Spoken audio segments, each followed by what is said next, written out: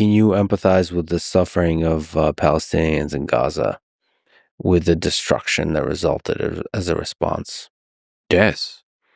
What has happened in response is terrible for the citizens of Gaza. I was there on the first time, a couple of days early into the ground invasion, when the citizens of Gaza were coming south. I was in the middle of the strip, and the humanitarian corridor had been set up to try to stop the hostages being taken south deeper into Gaza, and to try to stop the Hamas leadership from making it south. It didn't really work, because they'd already got a lot of the hostages south. It was an attempt to keep Hamas there and fight them in the north, so as not to be dragged all the way in. In the end, it was dragged all the way in anyway. But yes, and I mean, watching the citizens of Gaza moving through the humanitarian corridor, and everyone was being checked for bombs, suicide vests, checked for particularly young men of military age, and I mean, you look at this tide of human misery, and you think this is terrible, but this is a terrible thing that had been brought upon them by the people who had been misgoverning the place that they lived in. And of course, on a human level, you feel terrible that these people are going through this. At the same time, human empathy for them can coexist beside an unspeakable anger that they had come to this point because of the fact that they had elected a terror group to run their territory. And one of the things, obviously, is that a lot of people like to say, and it's true, of course, that this didn't all start on October the 7th. Absolutely true. This particularly intense round of war, started on October the 7th, without doubt. Hamas did not have to attack on October the 7th. It wasn't like they were forced to liberate themselves or something, as some of the defenders of Hamas claim. But the conflict, of course, goes back a lot earlier.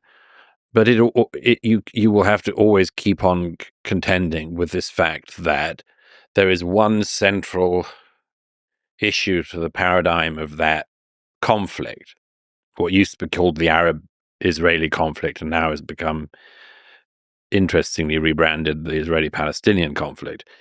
But there is one absolutely essential issue to this, which cannot be forgotten, which is, do the Palestinians want a state, or do they want to destroy the Jewish state? And if they want to destroy the Jewish state, as they've tried many times, it's a disaster for them. It's a total disaster for them.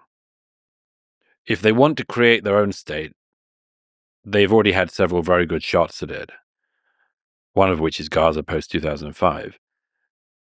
But they've never shown in their leadership the desire to live with a Jewish state.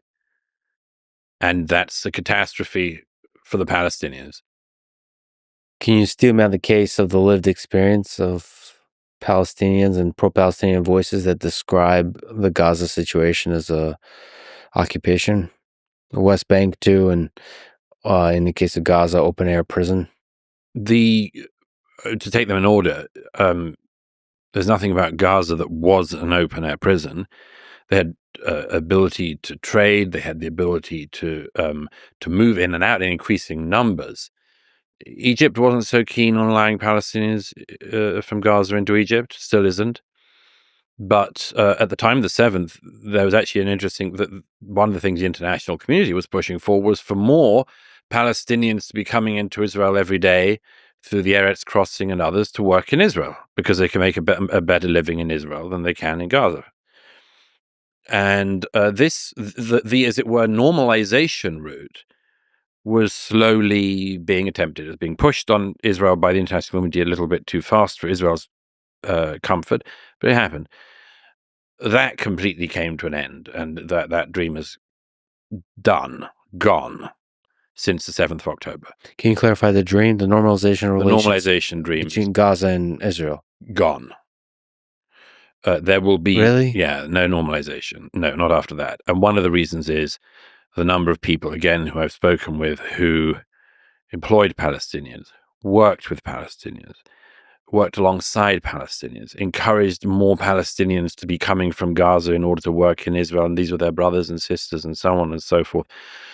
One of the reasons why the massacres of the 7th were so successful in the kibbutzim, the communities in the south, was because of the number of the terrorists who came in with detailed house-to-house maps of those communities.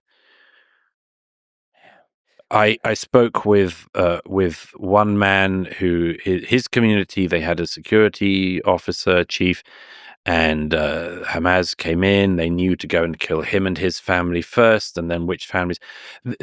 It was just, I've seen the maps myself. They came in with incredibly accurate information about these communities. How did they have them? Because it was given to them by the brothers, by the workers, by the people of Gaza who were coming in and out. So there is nobody that will trust that ever again. There's a lot of Palestinians that have lived and flourished inside Israel.